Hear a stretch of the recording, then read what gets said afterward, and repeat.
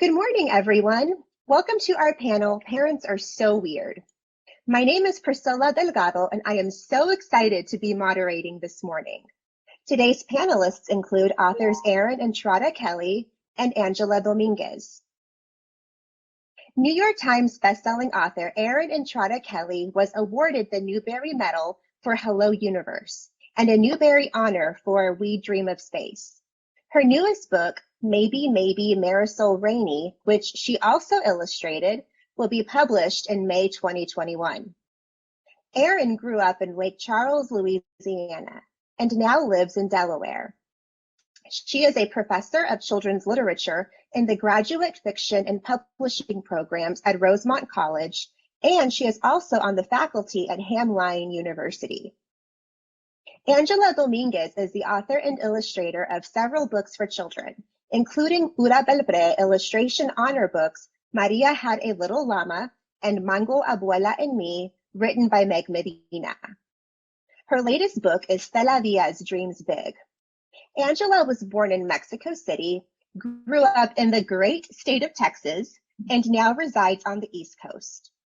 When Angela is not in her studio, she teaches at the Academy of Art University. Erin and Angela, thank you so much for joining us today. Thank you. Thank you. Before we get started, I do have two quick things to share with everyone tuning in. First, we hope you will consider purchasing Erin and Angela's books from Nowhere Bookshop, the book festival's bookseller. Independent bookstores have had a hard time during the pandemic, so we hope you will support them and these writers and the festival by purchasing their excellent books. Just click on the Buy the Book button on the festival site. Also, feel free to place any questions you may have in the Q&A box. We will get to those questions toward the end of our panel. All right, so let's get started. So Erin, I would like to ask you a few questions about your books. First of all, could you describe your two books, We Dream of Space and Maybe Marisol Rainey? Sure. So We Dream of Space is a middle grade novel that is set during the month of January 1986 in the weeks leading up to the Challenger launch. And it's told from the point of view of three siblings.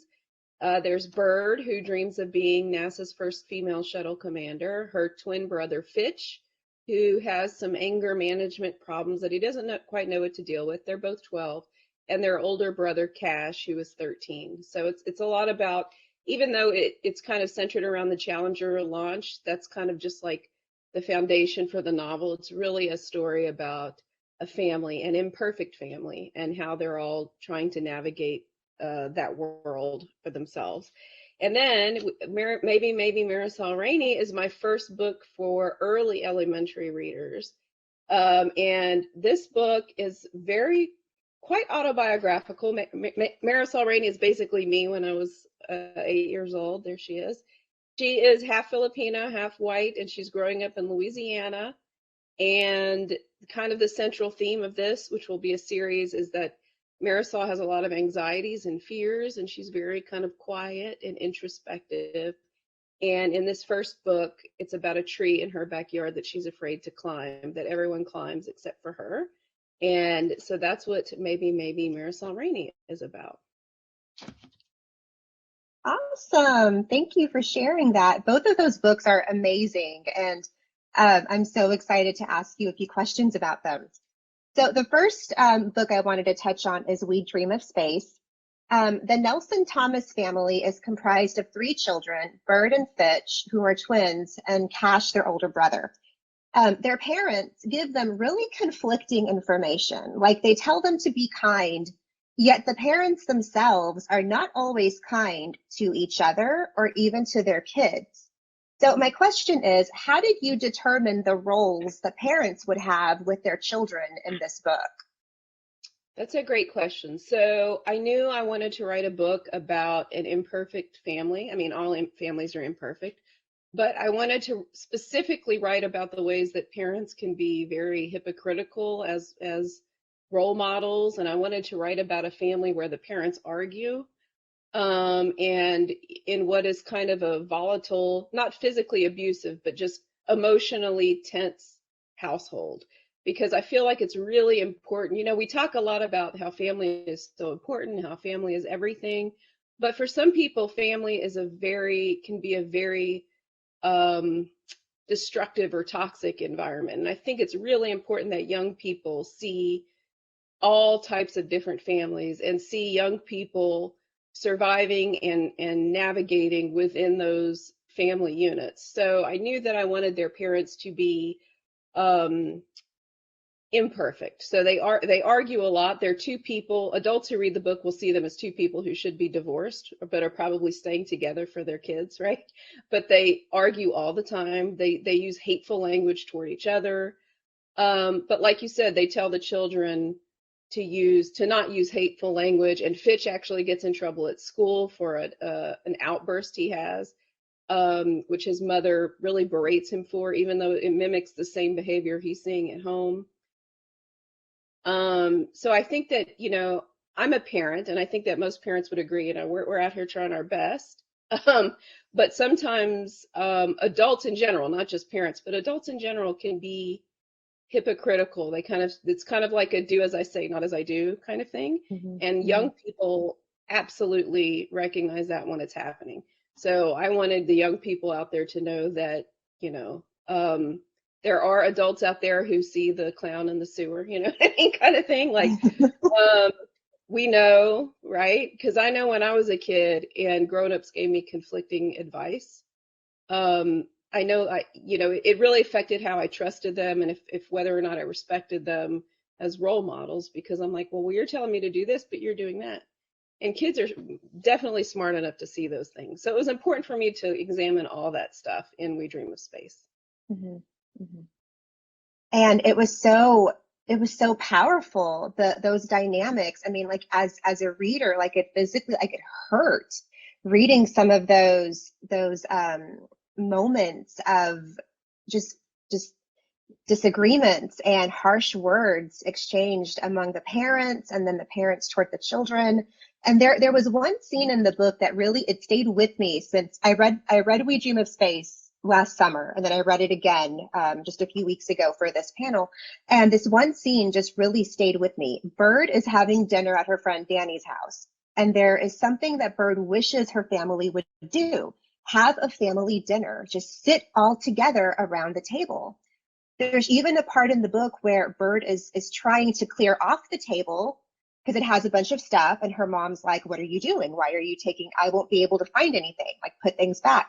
So this was something that I felt I took for granted as a child with my family, having dinner together, and sometimes even felt like, why do we always have to do this? So I'm curious, what is the backstory, if there is one, to include the theme of having a family dinner in this story? Oh, I'm so glad you asked that, because it comes from personal experience. So when I was growing up, my family never ate dinner together. And I kind of thought it was only something that happened on TV, you know, like the sitcoms of the 80s where the families, or before the 80s, even, where families ate dinner together and they talked about their day. I was like, nobody really does that. I thought it was just something that happened on television, kind of like tree houses. I was like, nobody really has a tree house. That's just something that's on.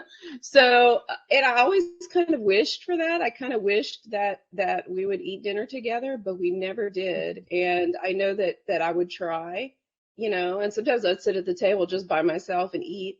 And I think that, you know, it wasn't until I got to like maybe eighth grade and I had a best friend, Nicole, and I went to her house for dinner, just very much similar to the situation in the book. And they all like ate dinner together. And I remember being so mesmerized by this. I was like, wow, they're having dinner together. And she had this big family, and they were all just, you know, just like this big happy family is how I viewed them. And so I would wish, man, you know, I wouldn't mind being part of this family. Look how big and happy, and they eat together, and, you know, that kind of thing. So I think definitely there's a lot of people who took it for granted, probably like you, right? Or probably like, Mhm. oh, I have to eat dinner. Um, but I always wished I had that, and I kind of suspected that nobody really did it. But I do know now that many, Mhm. many families did and do. So Mm-hmm. that's where that comes from. Wow. Well, thank you for sharing that. Yes, that definitely like kind of opened my eyes to. I even asked my best friend, like, how often did y'all have dinner together when y'all were growing up? And it just was a very poignant part of the book. So I'm glad you included that. Thank you. Yes. So I'd like to shift gears a little bit next and ask you a question about maybe Marisol Rainey. So this is your upcoming book that will be released next month. And you also illustrated the book. Is that correct? You did the illustrations? That is correct. Ah, yes, that's Wow. correct. That's amazing. Can you tell us a little bit, what was that like? It was a nightmare, but um, no, it was great. I mean, I'm so proud of the book because because I also illustrated it, but because I didn't consider myself an illustrator, I consider myself a writer who sometimes drew for fun. It was a very like I had to shift my mind to think, okay, now you're illustrating. It's a very different. It's not my comfort zone, so I really had to push Mhm. myself and try something new. And I would talk to illustrators and a lot of self-doubt and a lot of imposter syndrome. But I somewhat got over that. I mean, as much as writers and illustrators ever do. And illustrated it. So now I'm so proud of it because of all the anguish I went through. But this is one of my favorite illustrations in there. That's Marisol. Aw. She's having a pity party, is what she's Yeah, doing. yes, that's right. With her stuffed animal cats. She loves cats, and that's her pet Beans. So that's one of my favorite illustrations in the book. So I'm Uh-huh. really proud of it, even though it was hard. But that's why I'm proud of it, right? Because it was hard. Mhm. Yes, definitely. Well, that's impressive, and congrats on taking that extra step Thank to you. illustrate the book. That is so awesome. So a question I had about this book. In the author's note, you mentioned this earlier, that Marisol is very similar to you when you were growing up. Marisol's dad works on an oil rig in the Gulf of Mexico and isn't home very often, but they video chat. And Marisol's brother Oz calls him Dad Head because the computer screen just shows his head and torso when they're chatting. And I thought that is so like 21st century. So this made me wonder, in the aspect of the story, if this is based on your experiences, um, did your dad also work out in an oil rig, or was your dad ever away? No, so in this case, Marisol, the character, is very much like me. I gave her Uh-huh. and she's biracial as I am. Her mother's Hmm. from the Philippines like mine, Hmm. but her family unit is quite different from mine. I mean, I had an older sister, so that you have to create, at least for me, I Hmm. had because Marisol is so much like me when I was that age, um, I had to fictionalize something, so I have some Hmm. distance to be able to write her. So I Uh-huh. fictionalized a lot of that. So my dad was home all the time. So it's a little different. But Hmm. Marisol and her best friend Jada, Jada is based off of my childhood best friend Roz. Uh-huh. So there are some fictionalized elements still in there. Gotcha.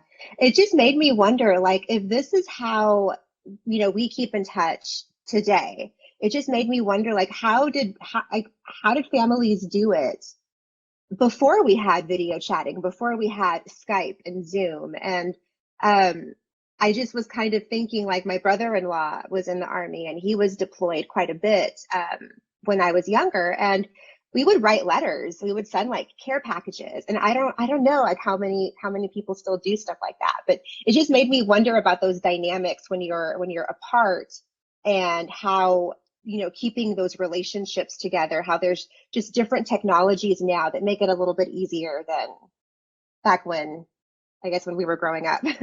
Yeah, definitely, especially for those of us who have family that, are overseas. And before it was such a production, and now you Hmm. can Skype or whatever with someone on the other Uh-huh. side of the world, which is really cool. Yes, yes. So one final question I have, and this is a bit of a question about both books. And Marisol and her mom have a much warmer and more loving mother-daughter relationship than Bird and her mom from We Dream of Space. Marisol and her mom have a girls' weekend when her dad and brother are away. And on the flip side, Bird's mom gets onto her for like the cereal that she eats and, is telling her to watch her weight. How did you decide what kind of relationships these mothers and daughters would have? Oh, that's such a good question. I think for me, a lot of it is based on or inspired by, even though the mothers in these books aren't really similar to my mother. My mother is very much more like the mother in my first book, Blackbird Fly. But I think it speaks to our evolving relationships that we have with our parents as we change and grow older. I think a lot of us can relate to, the way we saw our parents in elementary school and the way we see them in middle school and the way we see them in high school Mhm. and the way we see them in adulthood changes a lot over all those stages. And I think Mhm. um, that's kind of what I drew from when I was writing the books. I think Mhm. even for parents, it's easier to be, well, I shouldn't say easier, but the relationship you have with your child when they're in elementary school can be very different from what happens in middle school and high school, just for so many reasons. So it Mhm. speaks to that. Very true. Yes. Yes. Awesome. Well, thank you so much. Thank you. I will come back with a few more questions for both of y'all toward the end. And so now I'm going to ask Angela some questions. And so, Angela, Stella Diaz, oh my gosh, I wish she was like my BFF. Like, she is so delightful. She's so ambitious and she's got so many dreams, and she just resonates with me so much. Can you tell us a little bit about your latest Stella Diaz book and what inspired you to write this series? Well, similar to Erin, Stella is very much a part of me. Like Stella, I was born in Mexico. I moved to the United States when I was really young, and I struggled with my English and my Spanish, and I had to take speech classes until third grade. So it made me super shy, really apprehensive to meet new people. So the first book is about her gaining her confidence. So by the third book, she is now able to meet people more easily and she has much bigger dreams. And so her dreams of like loving the oceans and now wanting to protect them is one of them. She also loves art very much like I do. And she also wants to do important things and do a big project. But it's about when you take on a little bit too much, how you deal with that and how you deal with being overscheduled and learn how to de-stress. And a lot of that was inspired by myself because I wear many hats. I started as an illustrator, then I got into writing. I teach a little bit illustration, and then I do presentations too. And so I felt overwhelmed with being overscheduled and then realizing the same thing was happening to kids, to everyone of different ages. Like my boyfriend teaches high school, and some of those kids are afraid to tell their parents if they like something because then their parent will sign them up for a sport or a team, a club, private lessons when they just want to enjoy something.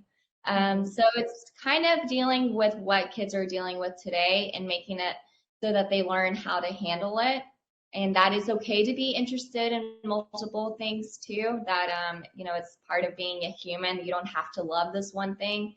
For Stella, she has like a little bit of an identity crisis because she loves marine animals, but she also loves art. And does she sacrifice one for the other? And she, feels overwhelmed by that.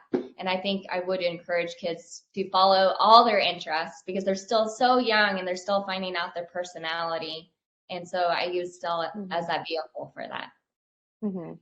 I love that. And I think reflecting on Stella, especially in this book, Stella Diaz Dreams Big, she has a lot on her plate and she's trying to juggle all of these different responsibilities that she has. And I think kids these days are experiencing something very similar. And I don't remember life being as like go, go, go when I was growing up. And maybe it just, I don't know, maybe times were different back then, like in the 80s and 90s.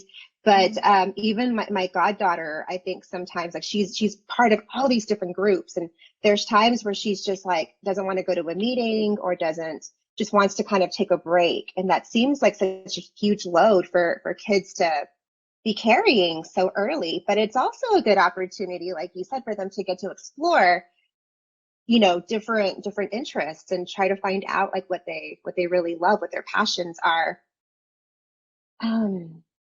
So on that note, Stella is a very busy girl, and she's finding it challenging to balance everything. And her mom really helps her learn an important lesson about priorities and responsibility. How did their mother-daughter dynamic evolve?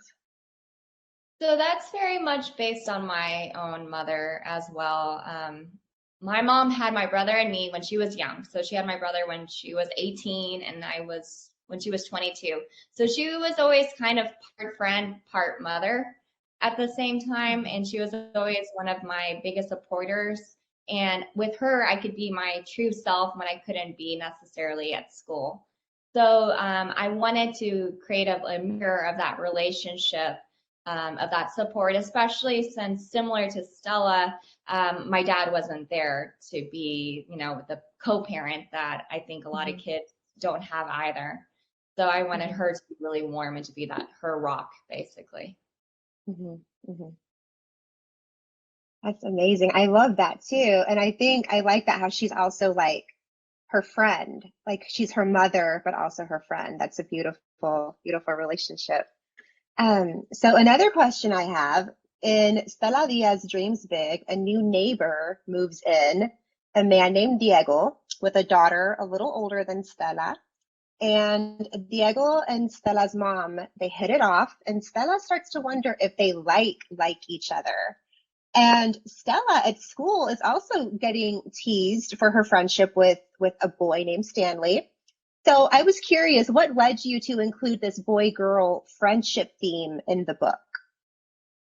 Well, in the first book, she is fascinated with Stanley because Stanley is the kind of kid that I always was fascinated with as a child, the one that seems like they fit in so easily. They can spark a conversation with anyone, and they're not afraid to try anything.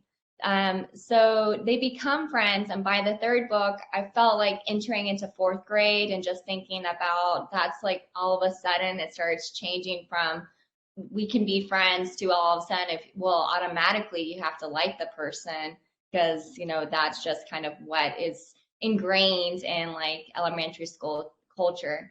And I also just thought it would be really funny to be like Stella's facing that at school, but she's seeing that also at home, and what is the implications of that with Diego and her mom. And it's just kind of, I think for me as well, just remembering when I was a child, always looking at any of my mom's male friends and wondering what was going on there and being suspicious. So I just thought it would be funny to have the two going on and really mess with Stella's head in the book. Yes, and I think it really does. And I like how she asks, like, does she like him? Like the two likes, one is like italicized and the other one is, regular print and like. There's definitely a difference between liking someone and liking someone.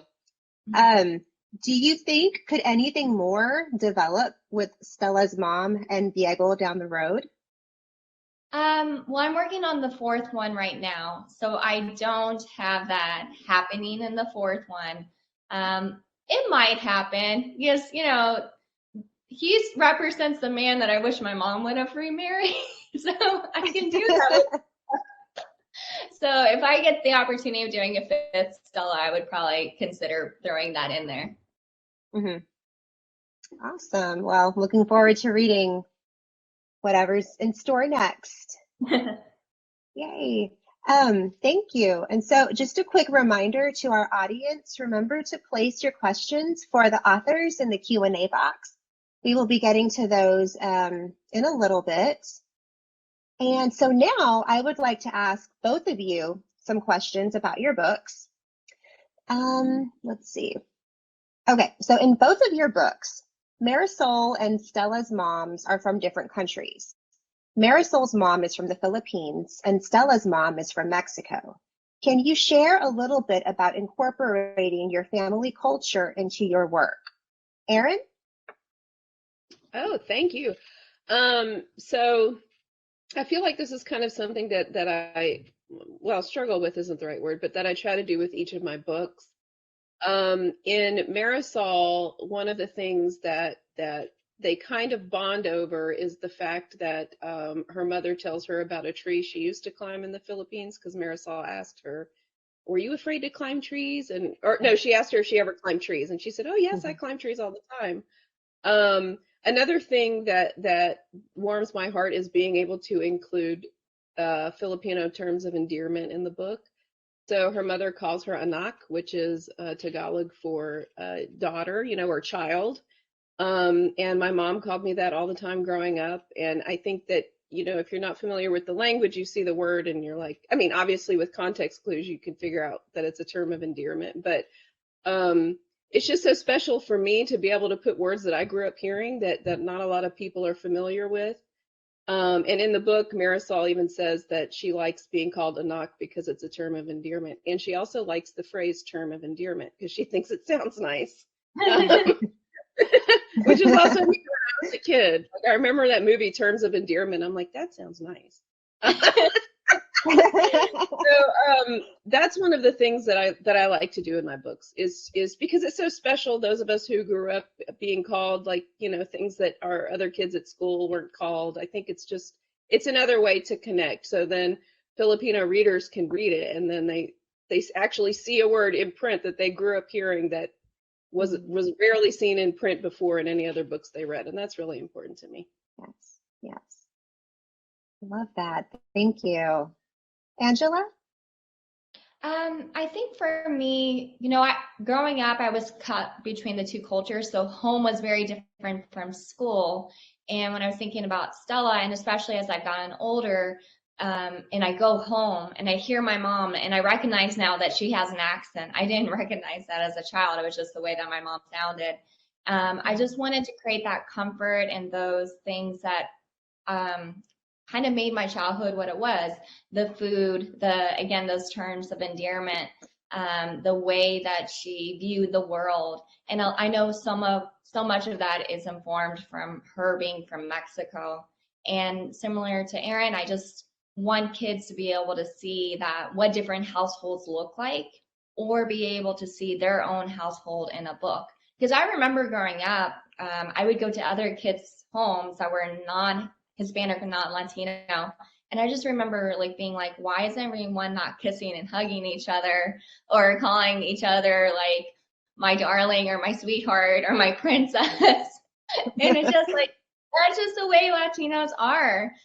So I just kind of wanted to reflect that world in the books and in the series. Mm-hmm. Well, I love that. And I'm also Mexican American, and I love the mentions of the food and the music. And I just love seeing reflections of the culture that I've grown up with and literature. So thank you for doing that. And Erin, thank you also for incorporating your culture into your books. I think it's so powerful to see those reflections of culture and heritage in children's lit. It's like those windows and mirrors, right? It's providing those reflections and glimpses into other types of life experiences.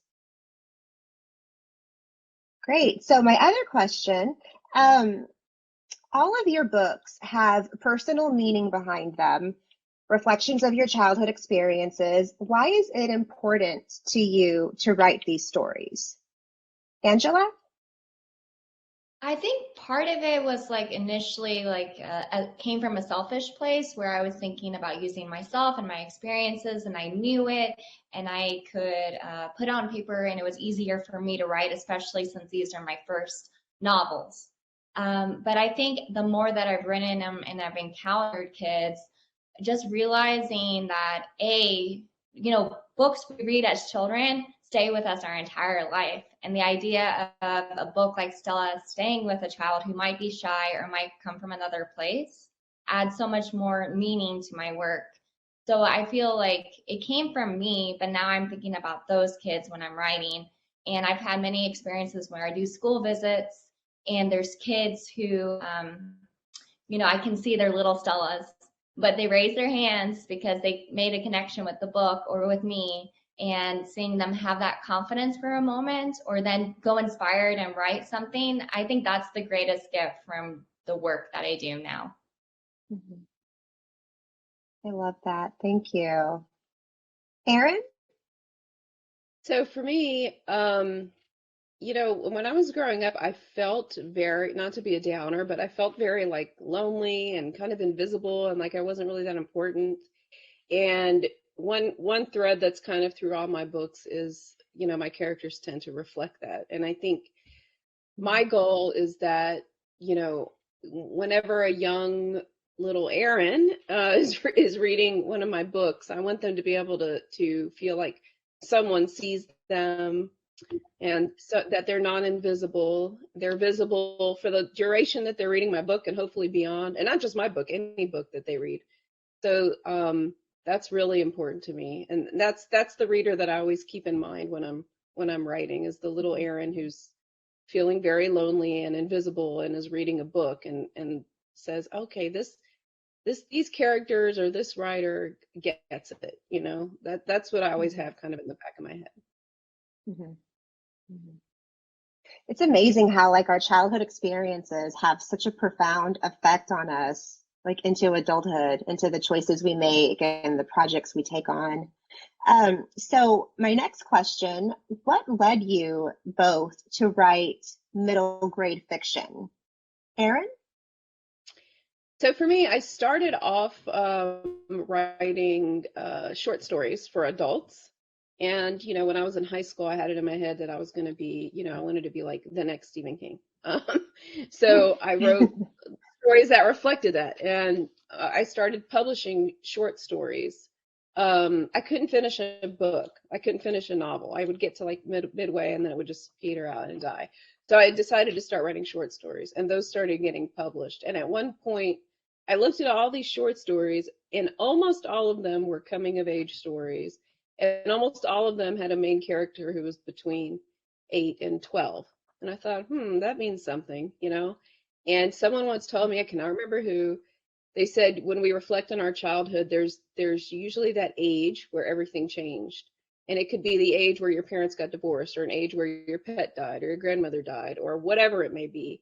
But there's a before and after, and usually that age we remember better than the surrounding ages, right? So for me, it was age 12. I can very vividly remember what it was like to be 12. I don't really remember 15, 16, so on, but I remember 12. And so once I kind of like made these connections, I thought, maybe I should be writing for and about characters in that age group. And once I started doing that, then I was able to finish manuscripts. I was just rejuvenated. I read a ton of middle grade, of course, and that's kind of how I found my way into it. Love that. That's interesting too, how there's like one age that you kind of remember more vividly. I think that is true. Thank you. Angela. So I started as an illustrator. I went to art college, I studied illustration, and started illustrating picture books, and then started writing them. And that was easy but hard at the same time because, it's only 32 pages and maybe like 500 words at most. So I came up with the idea of the first Stella as a picture book originally, but it just didn't quite work. I worked on it for a year, but I had invested so much into Stella and I loved the character design and I just really knew that I knew her. So I decided to start writing it as a longer book. I had started illustrating the Lola Levine series by Monica Brown. And then I just kind of thought about Ramona and thought, why don't I try writing this as a longer format? And so I showed my editor, and then she said it needed to be 3 times the length. And then it became a middle grade novel, an early middle grade. So I love it. It was a lot of learning, especially with that first book. And obviously, like we talk about insecurities, I still feel slightly insecure in this world because I didn't study writing, but I absolutely love it. And I think I'm hooked on it now. And I read middle grade all the time. And it just kind of trying to think like, could I even write for a 12-year-old? So maybe one day, but I love middle grade. Can I ask a question? Can I ask Angela a question? Do you mind? Yeah, absolutely. So as a person who was a writer first and then is now illustrating, one of the things that surprised me, although I don't know why it surprised me about illustrating, is how tedious drawing and illustrating can be, right? So if you write a book about a tree, you're going to be drawing a tree, like 500 trees and a million leaves. and it's like never ending. So I'm curious, whenever you went into the writing world, was there something that surprised you about writing that you were like, oh, wait a minute, whatever it may be, good or bad? I think I realized it's similar to drawing in a way, because the final product in the book is hours and hours of work. You don't nail it on the first try. And not that I expected to nail it in the first draft, but I didn't expect so many revisions, and I didn't expect my first draft to be so painful to write.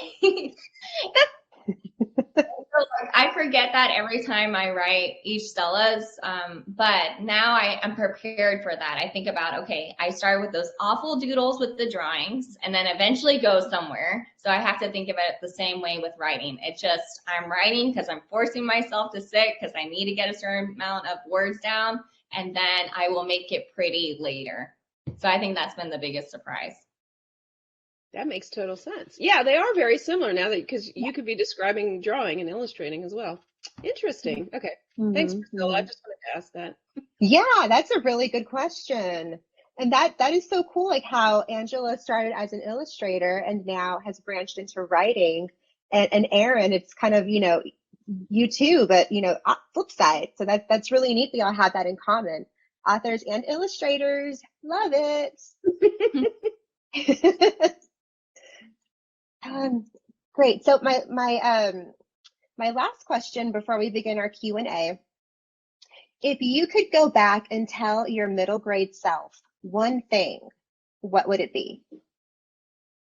Angela? That it doesn't always have to be this way, and that you can grow and develop as a person. That even you might be painfully shy and turn roja or red all the time, that you have the capacity to grow and change and be more confident and to worry a little bit less. I think good words of advice. That last part would be part of mine too. I think it would just be like, it will be okay. You will be okay. I think that's just the simplest way to answer that question. It will be okay. Yep, it will be, right? It always feels so like impossible in the moment, even for me as an adult. But then I have to keep reminding myself, like, not to worry, things will be fine in the end. So good advice at any age. And that's what I love about children's literature, is that that's what our books, hopefully we all strive to do that with our books, is to say, it will be okay. These characters went through this and they survived, and so will you. And, it's kind of like that guide. At least that's how I think. Yeah. Yes, I agree. Great. So at this time, we will open up our Q&A portion. And one question, what are you reading right now? Erin. I am reading Arsenic and Adobo, which is a cozy mystery by a Filipino author. That's what I'm reading right now. I recently read Everything Sad is Untrue. I highly recommend it. It's one of the best books I've ever read. And that's what I recently finished reading. So I recently read this lovely book. Yay! And I read Wish. I have a couple other books that I'm planning to read, but I can't remember which ones, but I absolutely loved it. And the illustrations turned out so great. Thank you, Angela. That is so nice. Yes, I love the illustrations. They were incredible. I did not do those illustrations. That I cannot do. But they were so great. They're so good. Thank you. Awesome. Thank you. Another question we have from Mercedes. What's your favorite part about your moms or your culture? Angela? Well, the food is obviously wonderful. That feels like home to enjoy my mom's cooking, or to go to Mexico and have it. I just love also the nicknames that she has for me. Also, she calls me Tete, which is doesn't mean anything, or she calls me Tasi, which means her little cup. So I just love those sweet little things and the fact that they are affectionate, and it feels like I never am afraid to ask my mom for a hug. So I think that the sweetness and the warmth of her culture is probably my favorite. Mhm. My answer Erin? is my answer is kind of similar. I think that, my mom used to tell me that when she first moved to the States in the 70s, she kind of looked around and was like, where is everybody? Because everyone's like in their houses, in their perfectly like spaced apart homes in their neighborhood. She's like, why isn't anyone outside? And then you go to the Philippines and there's people everywhere and it's laughter and it's community. I think that's what it comes down to too, is that in the Philippines and many cultures, there's a real sense of community that I really don't feel like we have here. We live in a very individualistic society here, and other cultures are, they lean toward that community mindset, and I think it really influences so many things. There's a sense of togetherness. We're in this together. A lot of like, in the Philippines, we went to where my mom grew up, a very, very, very poor area, but everyone's smiling and together and hugging and affectionate and laughter and jokes. And it's just a very different, that community mindset makes such a huge difference. And I think we're really missing that, I feel, in the US, because we're so focused on the individual, which also has its perks, but there's something to be said for that feeling of being part of something bigger than yourself. Mm-hmm. Great, thank you. So one other question, what are your next projects? Angela? So I'm working on Stella Diaz to the Rescue. That's the 4th book. I'm also working on a picture book called Tengo Hambre, which is about a dinosaur who's hungry. And I am working on 2 other picture books, one that I can't talk about yet, but it should come out later on, I think January of next year. Great. So you're doing a little bit of both. You're writing and illustrating. Yes. Great. Yay. Erin? I am working on the next Marisol book, and I also have another upper middle grade coming out next year. So those are the 2 things I am working on. Awesome. Well, I'm looking forward to seeing your next projects. Great. Well, we're going to go ahead and wrap this up. So again, please consider purchasing Erin and Angela's books from Nowhere Bookshop, the Book Festival's bookseller. Just click on the Buy the Book button on the festival site. Erin and Angela, thank you so much for being a part of the San Antonio Book Festival today. It was an honor and a delight to chat with you this morning. Thank you. Likewise. Thank you. And also, I just want to say thank you to everyone for joining us today. We hope you enjoy the rest of the book festival, and happy reading. Bye, y'all. Thank you.